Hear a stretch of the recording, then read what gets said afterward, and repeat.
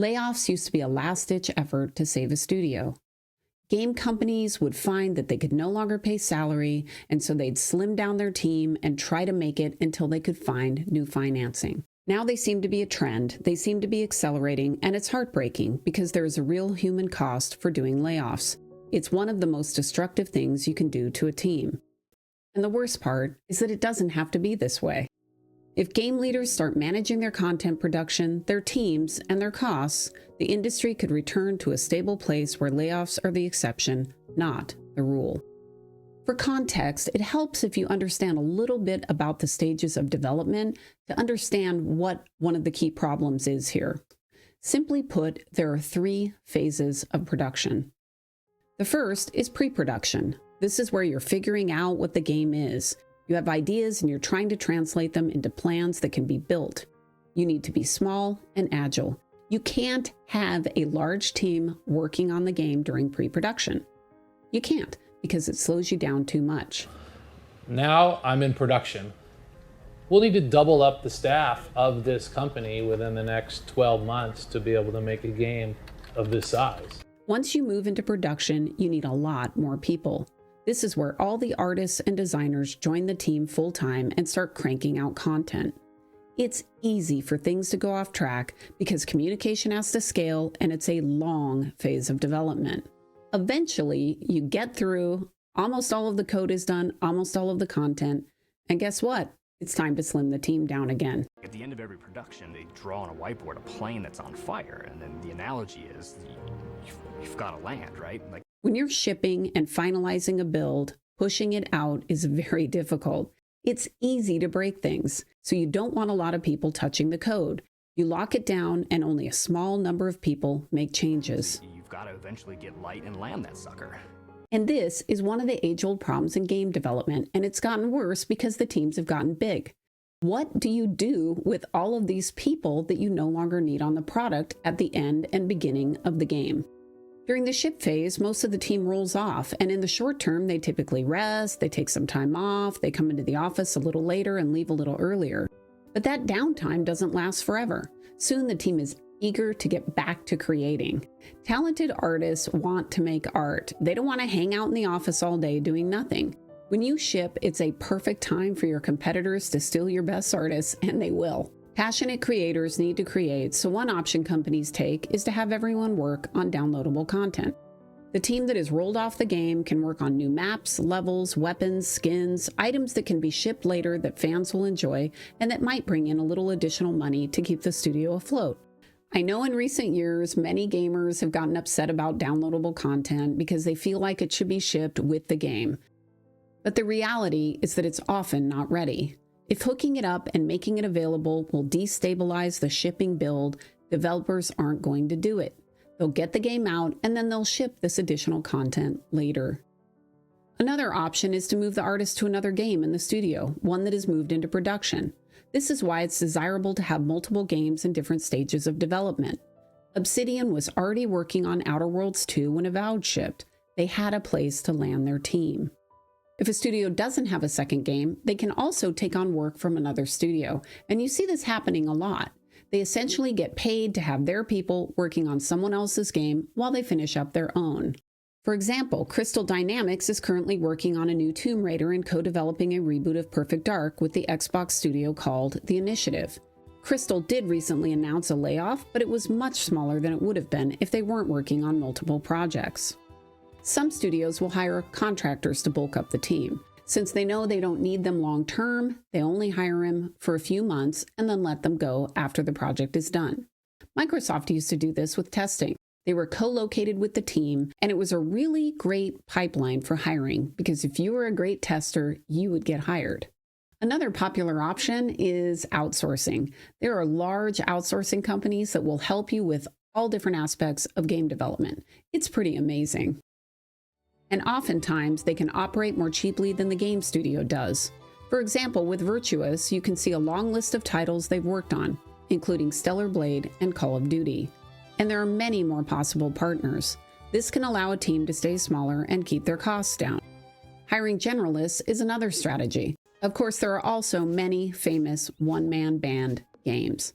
Games like Stardew Valley and the recent Schedule 1, where everything was primarily done by one person. But on bigger games, they have more specialists, and specialists can't move around easily. Some studios focus on hiring and training more generalists, which gives the team more flexibility. Studios can use some of the downtime to help improve their team members and invest in their skills. But this requires knowing the team. And this brings me to the second thing I see studios struggling with: managing their people. Look, making a game with your friends is a lot of fun. It is one of the best jobs in the world. But it is still a business, and you have to run it that way. And it's a hard business. People don't have to give you money. You're singing for your supper.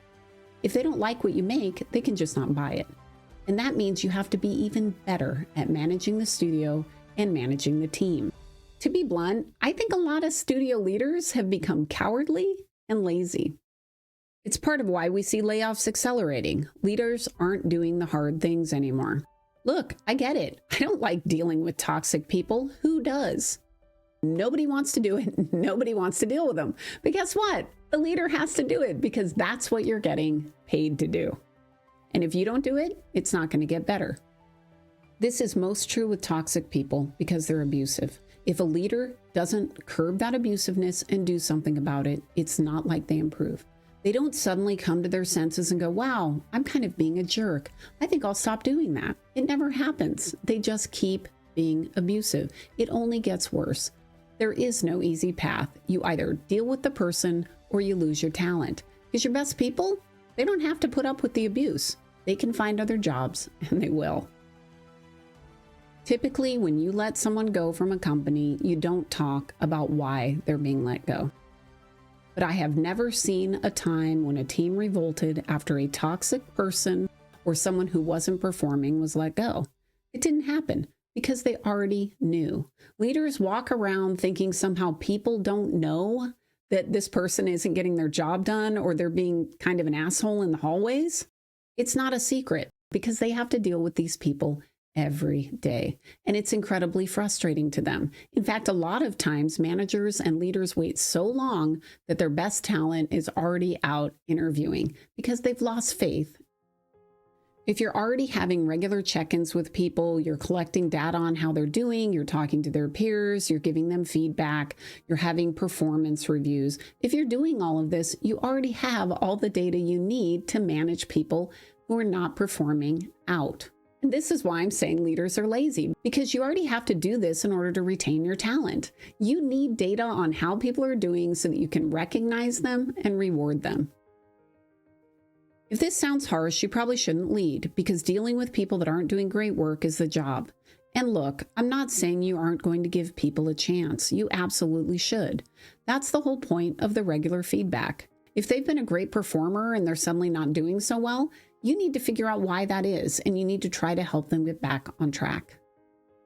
You shouldn't toss someone out at the first sign of trouble. It's expensive to hire and train new people, so you should be investing in your team, their skills, and their success. That said, it's also expensive to carry a person that can't do their job, and it can't go on forever. You can't have one person dragging down the entire team because you only have so much runway. And this gets to the third point. You have to manage costs. You need to spend your money wisely.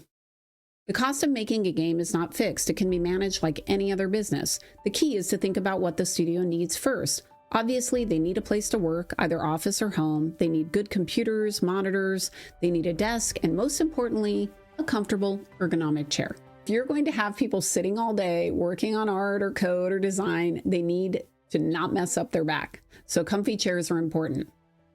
Of course, if you do have an office, there will need to be whiteboards, meeting spaces, some sort of kitchen, and of course, bathrooms.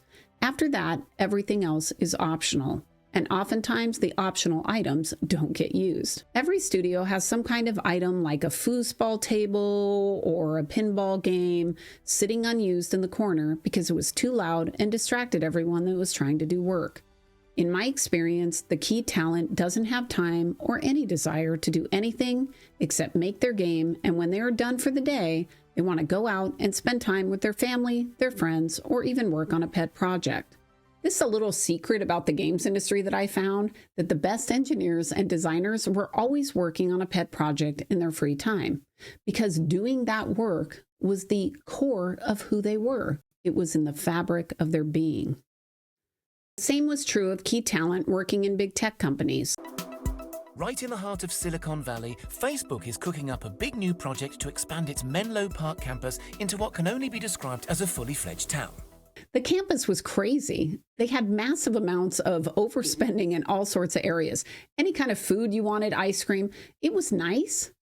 But the worst part about it is that it attracted the exact wrong kind of employee. Why would you want to attract talent that wants to spend the day working in the woodworking shop instead of making Instagram great? The people who had time to spend in the Facebook woodworking shop each day were by definition not key talent. And I can assure you, these people were also the ones complaining about work-life balance and how they were always at work. After providing what is needed for getting the game done, then you have things like health insurance, vacation time, things that are must-haves but also can be scaled based on your budget and the culture you want to create in the studio. One of the most higher up people in the offices are the first things you see when you walk in. It kind of cements home the overall theme where it's like, hey, it's in Chicago, not exactly the hotbed of game development these days. It's just some good old-fashioned Midwestern humility going on down there. It's focused, it's not glitzy, it's not glamorous, but they love their past and they're good at what they do. Games have always been a challenge because even when you do everything right, you can still fail. Even when your heart's in the right place, you listen to the customer and you actually make something gamers want to play, you can still lose. Because entertainment is by definition risky. Okay, it's not like food, it's not like heating oil. People don't have to have it. They can simply choose to take their money and spend it on a different game or some other form of entertainment. Game leaders need to get back to paying attention to the details, to making great games that they can afford to make. Building trust with their team by rewarding and protecting their best people, and by doing the hard things, making the tough choices. Very well protected as an employee. So when the studio goes down, the one that's shafted is the owner, right? So I didn't want to burden them with it. They would always be taken care of. It was me that my life would have been over. Over time, Sven did come out and tell us that this was basically the do or die project, because we had a meeting about it with the whole company, and we were told that this needed to be it, basically, or it was doors closed. It used to be that studios would do everything possible to avoid layoffs. They would cut costs, they would be very careful about managing their projects, because it was only as a last resort that they would do that. And sometimes it worked.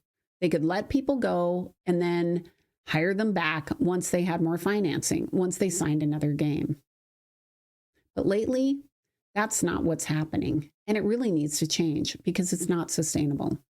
I'm hoping that after seeing what's been happening over the last few years, that studios are going to get it together and that we're going to reverse this trend, and that this will no longer be the way that games are made. I keep on seeing the same mistakes over and over and over, and it's always the quarterly profits. The only thing that matters is the numbers, and then you fire everybody. And then, like, next year, you're going to see, shit, I'm out of developers, and you're going to start hiring people again, and then you do acquisitions, and then you put them in the same loop again, and it's just be broken and broken and broken. You don't have to.